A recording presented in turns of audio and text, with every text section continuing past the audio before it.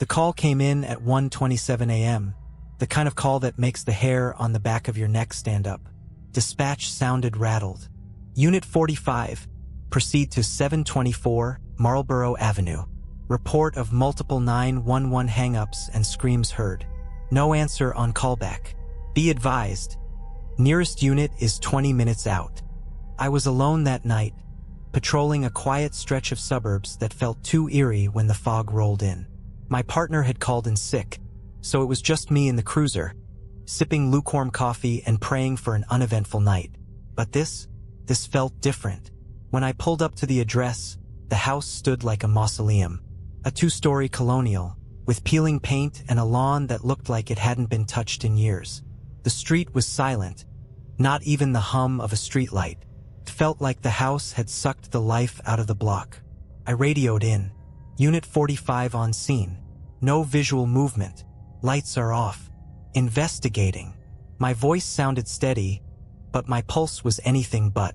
I grabbed my flashlight and stepped out. The air was heavy, almost wet, and the fog seemed to cling to the ground, swirling around my boots like something alive. The house loomed over me, its broken shutters creaking in the faint breeze. The front door was ajar, just enough to make my stomach twist. My training kicked in. I drew my sidearm, checked my corners, and called out, "Police! Is anyone inside?" No answer. The first step into the house felt like stepping into a tomb. The air inside was cold, unnaturally so, and carried the faint scent of decay. My flashlight cut through the darkness, illuminating a living room frozen in time. Dust-coated furniture, a TV from the 80s, and family photos on the wall. A man, woman, and 2 kids, smiling like they had the perfect life. But that smile didn't reach the eyes. The scream came from upstairs, high-pitched and guttural, like someone was being dragged through hell. My instincts screamed at me to run, but I couldn't. Someone needed help. I ascended the stairs, each step groaning under my weight. "Police! Show yourself!" My voice sounded alien, swallowed by the oppressive silence that followed the scream. The hallway at the top was lined with closed doors, and at the far end, one door stood slightly ajar.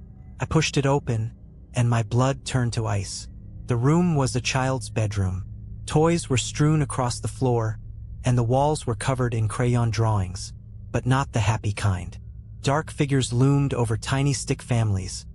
Red scribbles splattered across the paper like blood. In the center of the room, a wooden rocking chair swayed back and forth, but there was no one in sight. Then I saw it. A shadow moved across the wall, but there was no source for it. It was tall, too tall to be human, and its limbs seemed to stretch unnaturally. It stopped, turning as if it could see me, even though it had no eyes. The temperature in the room plummeted. My breath fogged up in front of me as I backed away, my gun trained on the impossible figure. "Stay where you are," I shouted, though my voice quaked. The shadow didn't move. Instead, the door behind me slammed shut, and the rocking chair stopped. That's when I heard it. A voice, faint and childlike, whispering from somewhere in the room. "You shouldn't be here." My flashlight flickered and died.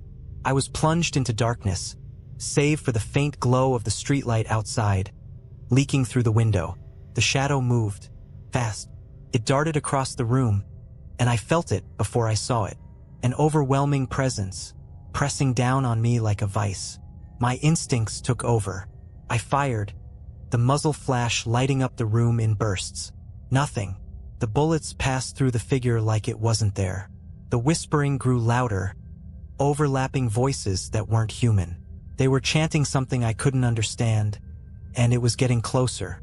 I ran. Down the stairs, through the living room, out the door. My cruiser was a beacon of safety, its lights cutting through the fog.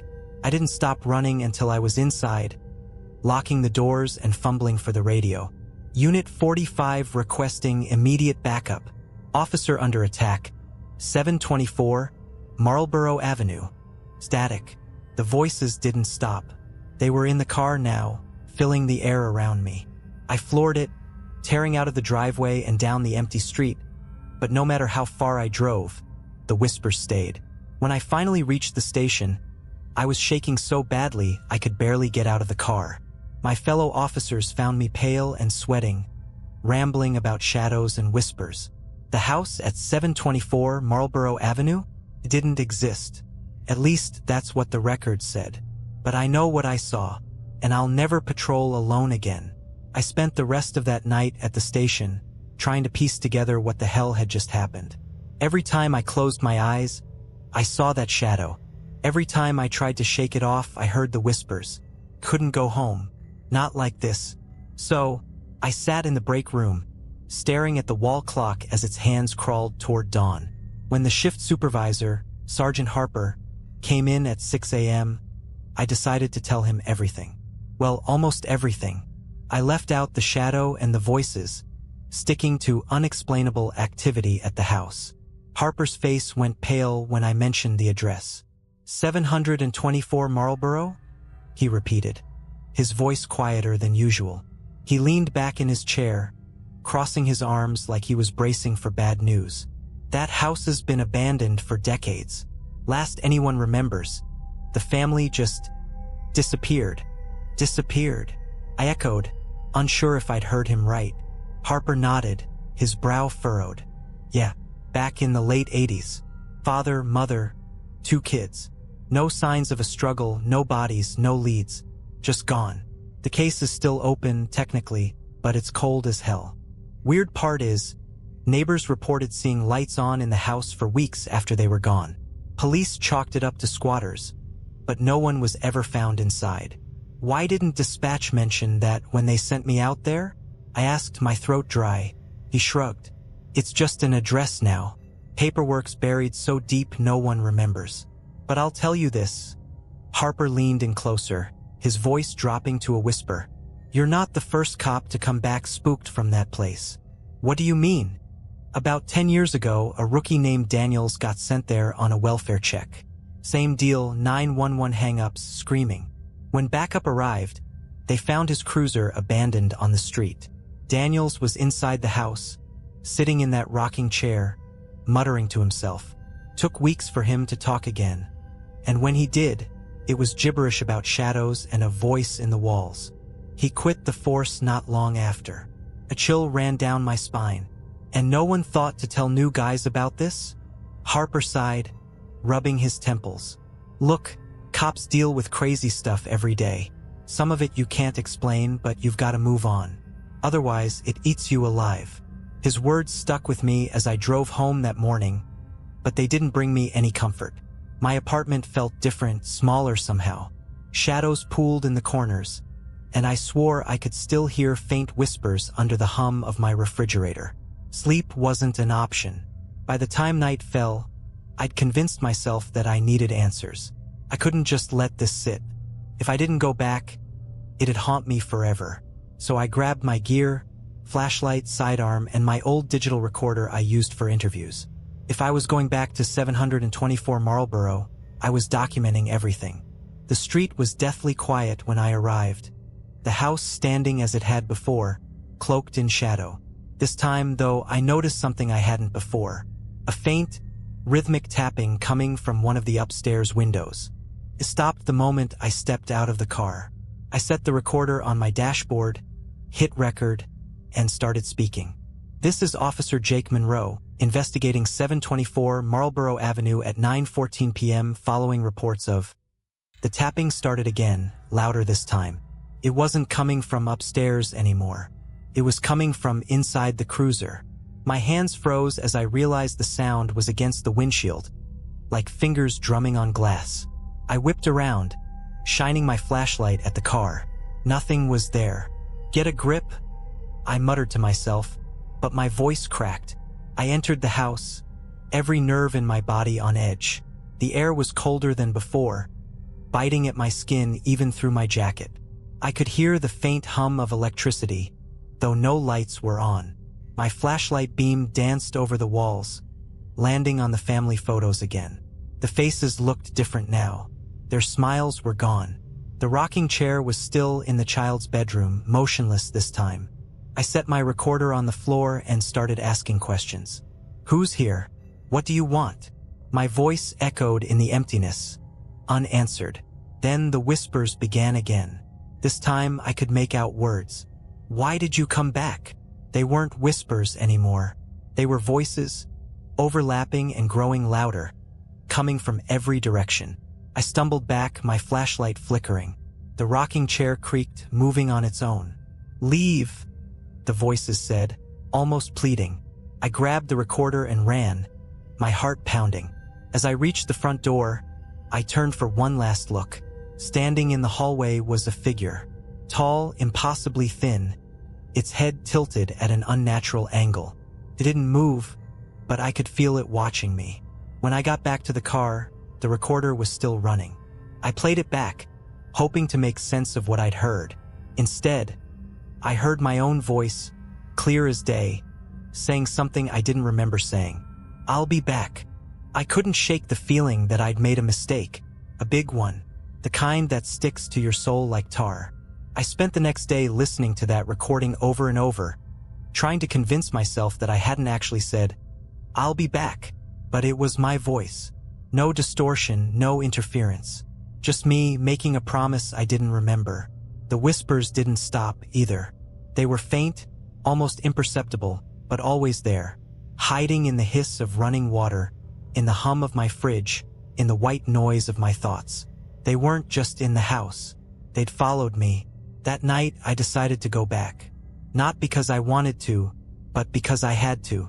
Something in that house had latched onto me, and if I didn't deal with it, I was afraid it would never let go. I told no one.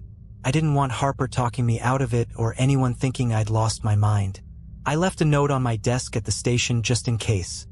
A cryptic, "If I don't come back, check 724 Marlborough," and headed out. The street was eerily quiet again, bathed in the sickly yellow glow of the streetlights. Fog crept along the pavement, swirling around my feet as I stepped out of the cruiser. This time I brought backup, not another officer, but gear. An EMF meter from the evidence locker, extra flashlights, spare batteries, and a body cam clipped to my chest. If I didn't make it out, at least there'd be a record of whatever happened. The house was waiting for me. The front door was still ajar, just like before. I could feel the cold air seeping out from inside, carrying that faint, sickly sweet smell of decay. I stepped in, body cam recording, and announced myself. Officer Monroe, returning to 724 Marlborough Avenue at 10:17 p.m. My voice echoed in the silence, swallowed by the oppressive stillness. The air inside was heavier this time, like walking into a storm. The house felt alive, its walls seeming to breathe in sync with my shallow, panicked breaths. My flashlight flickered, and the EMF meter in my hand spiked, its red light flaring to life. I moved deeper into the house, my footsteps muffled by the thick layer of dust on the floor. The living room looked the same, frozen in time, with its dust-covered furniture and eerie family photos. But something was off. The rocking chair was gone. The whispering started again, faint and distant, like it was coming from behind the walls. I followed the sound, my flashlight scanning every shadow, every corner. It led me to the basement door. I stared at the door for what felt like an eternity. Something about it felt wrong, like the wood itself was alive. The whispers grew louder as I reached for the handle, my hand trembling. When I opened it, a wave of cold air hit me, carrying the unmistakable scent of earth and rot. The stairs groaned under my weight as I descended into the darkness. My flashlight barely cut through the gloom, revealing cobwebs and old, rusted tools lining the walls. The whispers were louder now, a chaotic symphony of voices speaking over each other, but I still couldn't make out the words. At the bottom of the stairs, the room opened into a large, unfinished basement. The walls were bare concrete, cracked and stained with something dark. In the center of the room stood the rocking chair, facing away from me. I took a step closer, my boots crunching on the dirt-covered floor. The chair creaked, moving ever so slightly, and then it stopped. My flashlight beam landed on it, and for a moment, I thought it was empty. Then I saw the figure. It was hunched over, its long, bony hands gripping the armrests. Its skin was pale, almost translucent, stretched tight over its angular frame. Its head was tilted, and as I stepped closer, it turned. Its face was wrong. Hollow eyes, too large and too dark, stared back at me. Its mouth was twisted into a grotesque grin, filled with too many teeth. It didn't move, but I could feel it watching me, feel its presence pressing down on my chest like a weight. The EMF meter in my hand went wild, its lights flashing erratically. The whispers turned into a deafening roar, the voices overlapping and blending into a cacophony that made my ears ring. I raised my gun, my voice shaking as I shouted, "Don't move!" The figure stood, its movements unnaturally fluid, like it didn't have bones. Took a step toward me and I fired. The shot echoed through the basement, but the figure didn't stop. It didn't even flinch. The lights on the body cam flickered, and for a brief moment, I saw something else. Shadows pouring out of the figure, writhing and twisting like living smoke. They surged toward me, and I felt an icy cold wrap around my chest. I don't remember how I got out of the house. The next thing I knew, I was in my cruiser, gasping for air. The body cam was still recording, but the footage was corrupted, just static and faint whispers. The whispers haven't stopped. They're with me now, following me everywhere I go. I see shadows moving in the corners of my vision, and at night, I dream of that figure, its hollow eyes and too wide grin. I don't think I'll survive this. Not really. But if you're reading this, if you hear whispers or feel the shadows closing in, stay away from Marlborough Avenue. Some doors aren't meant to be opened. For days after that night, I tried to return to normal.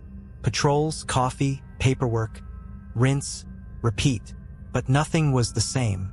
The whispers followed me everywhere. A low hum in my ears, faint but persistent. My reflection in mirrors seemed slower, like it was hesitating just a beat too long. I barely slept, and when I did, I dreamed of the figure in the rocking chair, its too wide grin splitting open in the dark. It wasn't just in my head. Things started happening around me. Lights in my apartment flickered even when the power was steady. My phone would ring, but no one would be on the line.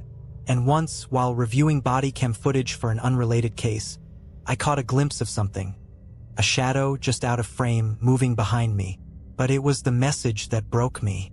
I was sitting in my cruiser, parked on a side street during a quiet shift. My radio crackled to life, but it wasn't dispatch. It wasn't even words at first, just static and faint whispers. Then, a voice I recognized all too well came through. "Jake, come back." My blood ran cold. It was my own voice, distorted and hollow. "Who is this?" I demanded, grabbing the mic. "This is Officer Monroe. Identify yourself." The voice didn't respond. Instead, the radio erupted into static, a deafening screech that made me drop the mic. When it cut out, I realized something else was wrong. My cruiser wasn't where I'd left it. I looked around, my pulse hammering. The streetlights were gone. The houses were wrong, dark and unfamiliar, their windows like empty eyes staring at me. Somehow, without moving, I was back in front of 724 Marlborough Avenue. The house loomed in the fog, its windows dark and uninviting. I don't remember getting out of the car, but suddenly I was standing in front of the door, the same cold air seeping out through the cracks. This time, it wasn't ajar. It was wide open, waiting for me. I should have run. Every instinct screamed at me to turn back, to get in the car and drive until the whispers stopped. But I couldn't. Something was pulling me forward, an invisible force that wrapped around my chest and squeezed. I stepped inside, and the door slammed shut behind me. The house was alive now. The walls groaned, the floor creaked under its own weight, and the air was thick with whispers. They weren't distant anymore. They were right next to me, swirling around my head, overlapping and growing louder. "Why did you leave?" one voice asked. "You can't run," said another. I tried to speak, but my throat felt like it was closing. My flashlight flickered, casting long, jagged shadows on the walls. They didn't match the furniture.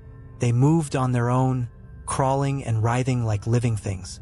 The rocking chair was back in the living room this time, facing the wall. Slowly, it began to turn, creaking with each movement. I raised my flashlight, my hand trembling, and saw what was sitting in it. It wasn't the figure from the basement. It was me. The thing in the chair was identical to me, down to the uniform and the body cam clipped to its chest. But its face was wrong. Its eyes were hollow, its skin pale and stretched too tight. It grinned at me, and I felt an overwhelming sense of dread. What are you? I managed to choke out. The thing tilted its head, the grin widening. I'm you, the part you left behind. I don't understand, I said, taking a step back. My flashlight flickered again, and for a split second, I saw something behind it. Shadows writhing like smoke, reaching for me. You shouldn't have come back, it said. Now you'll never leave. The shadows surged forward, and I ran. The house seemed to stretch around me, the hallway elongating as I sprinted toward the front door. The whispers turned into screams, and the walls began to close in, the wallpaper peeling away to reveal something black and pulsating beneath. I reached the door and yanked it open, stumbling out into the fog. But the street was gone. There was nothing outside but darkness. I don't know how long I ran. Time didn't exist in that place. Eventually, I found myself back in my cruiser, drenched in sweat and gasping for air. The whispers were gone, replaced by the hum of the engine and the crackle of the radio. When I looked at the dashboard, the clock read 2:13 a.m. I'd been gone for less than an hour. I drove straight to the station, not trusting myself to be alone. Harper was waiting for me, his face pale. We've been trying to reach you for over an hour, he said. Where the hell were you? I didn't answer. Couldn't. My body cam was still recording, but when we played it back, there was nothing. Just static. That was 3 weeks ago. I haven't been back to Marlborough Avenue, but I know it's not over.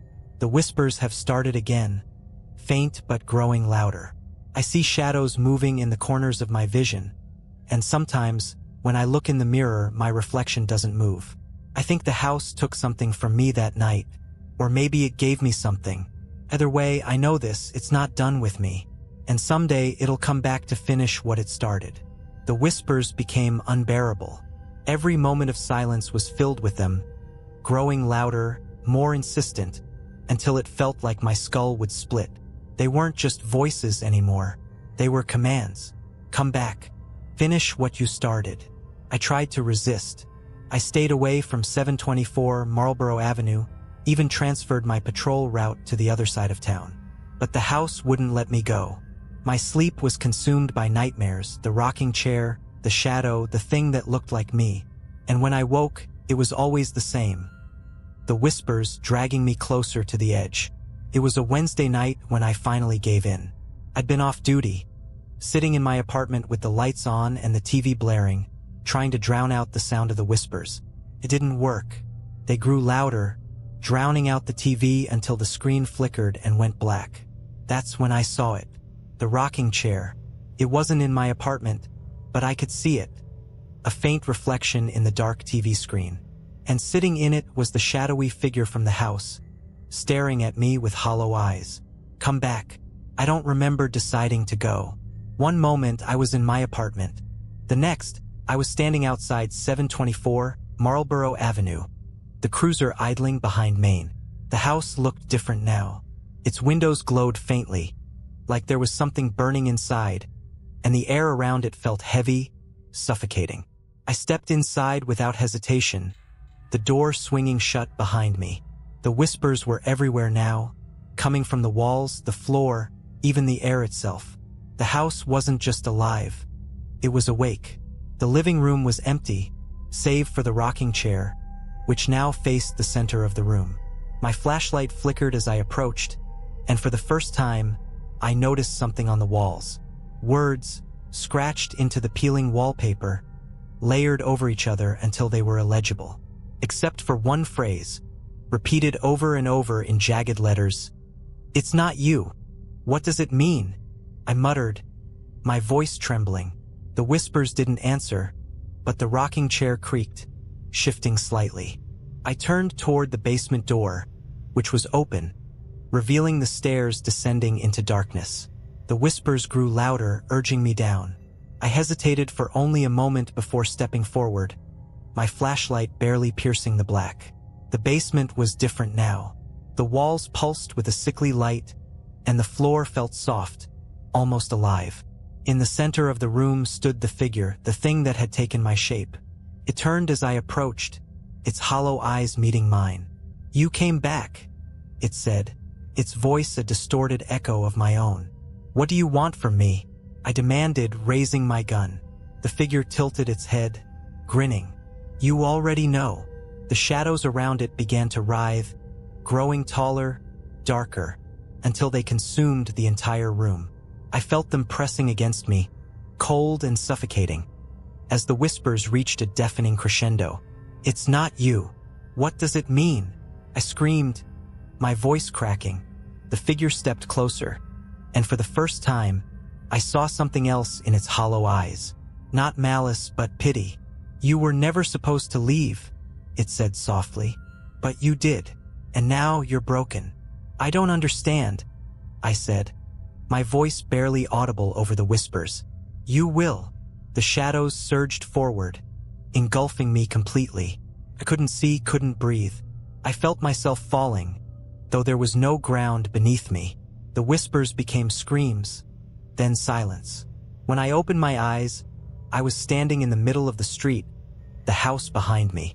My cruiser was gone. The streetlights were out.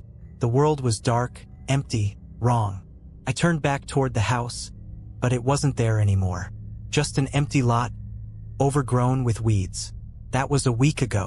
I'm still on the force, still patrolling, but nothing feels real anymore.